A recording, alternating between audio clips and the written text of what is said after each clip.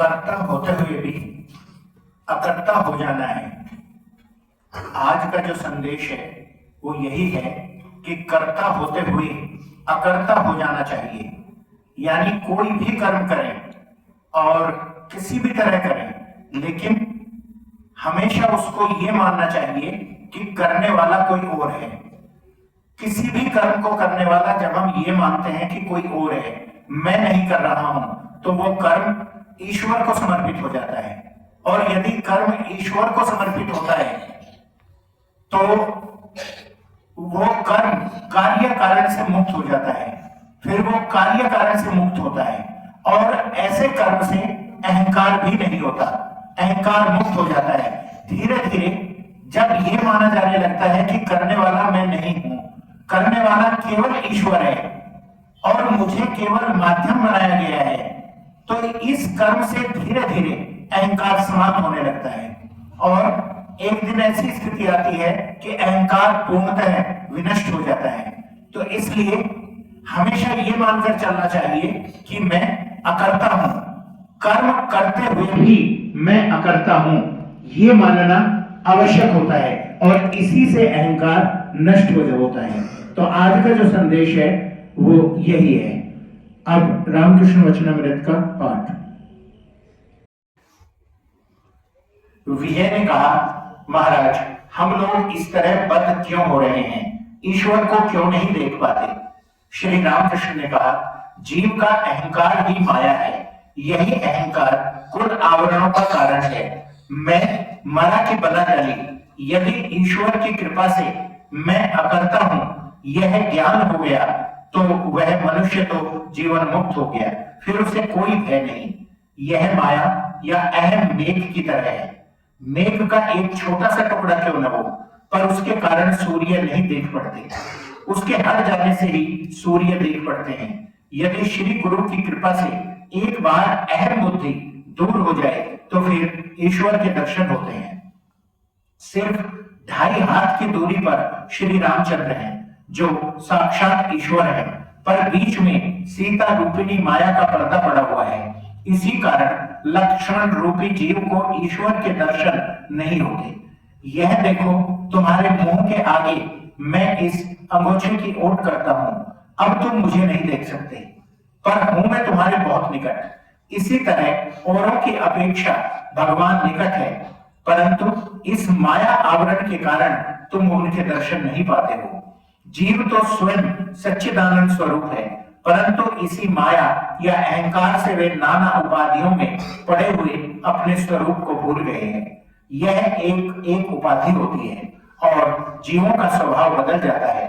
किसी ने काली धारीदार धोती पहने की देखना, प्रेम गीतों की तान मुंह से आप ही आप निकल पड़ती है, और ताश खेलना, सैर सपाटे के लिए निकलना तो हाथ में छड़ी लेकर, ये सब आप ही आप जुट जाते हैं। चाहे दुबला पतला ही हो, परंतु बूट पहनते ही सीटी बजाना शुरू हो जाता है।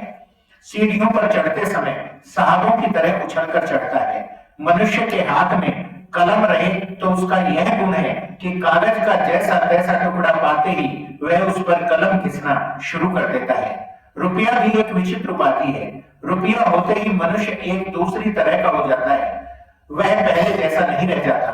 यहाँ एक ब्राह्मण आया जाया करता था, बाहर से वह बड़ा भी नहीं था। कुछ दिन बाद हम लोग कौन कर गए, हृदय साफ था। हम लोग नाव पर से उतरे कि देखा वही ब्राह्मण गंगा के किनारे बैठा हुआ है, शायद हवाखोरी के लिए आया था। हम लोगों को देखकर बोला, क्यों महाराज, कहो कैसे हो? उसकी आवाज सुनकर मैंने हृदय से कहा, हृदय सुना, इसके धन हो गया है। इसी से आवाज किरकिराने लगी। हृदय हंसने लगा। किसी मेढक के पास 1 रुपया था, वह एक बिल में रखा रहता था। एक हाथी उस बिल को लांग गया, तब मेढक बिल से निकलकर बड़े गुस्से में आकर लगा हाथी को लात दिखाने और बोला, तुझे इतनी हिम्मत कि मुझे लांग जाए? रुपए का इतना अहंकार हो जाता है। ज्ञान लाभ होने से अहंकार दूर हो सकता है। ज्ञान लाभ होने से समाधि होती है। जब समाधि होती है तभी अहंकार जाता है। ऐसा ज्ञान लाभ बड़ा कठिन है। वेदों में कहा गया है कि मन सप्तम भूमि पर जाने से समाधि होती है। समाधि होने से ही अहंकार दूर हो सकता है। मन प्रायः प्रथम 3 भूमियों में रहता है, लिंग, गुदा और नाभि, यही वे 3 भूमियां हैं। तब मन संसार की ओर, कामनी कांचन की ओर खींचा रहता है। जब मन हृदय में रहता है तब ईश्वरी ज्योति के दर्शन होते हैं। वह मनुष्य ज्योति देखकर कह उठता है, यह क्या, यह क्या।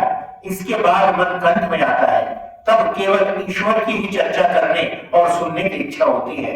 कपाल या भौं के बीच में जब मन आता है तब सच्चिदानंद रूप दिख पड़ता है। उस रूप को गले लगाने और उसे छूने की इच्छा होती है, परंतु छुआ नहीं जाता।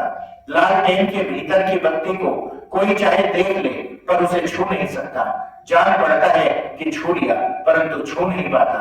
जब सप्तम भूमि पर मन जाता है तब अहम नहीं रह जाता, समाधि होती है।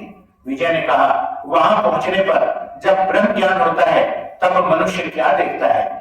श्री रामकृष्ण ने कहा, सप्तम भूमि में मन के जाने पर क्या होता है मुंह से नहीं कहा जा सकता। नमक की गुड़िया समुद्र नापने गई, किंतु जैसे पानी में उतरी वैसे ही गल गई। अब समुद्र की गहराई की खबर कौन देगी? जो देगी वही तो उसके साथ मिल गई। सप्तम भूमि में मन का नाश हो जाता है, समाधि होती है। क्या अनुभव होता है वह मुंह से कहा नहीं जा सकता। धन्यवाद।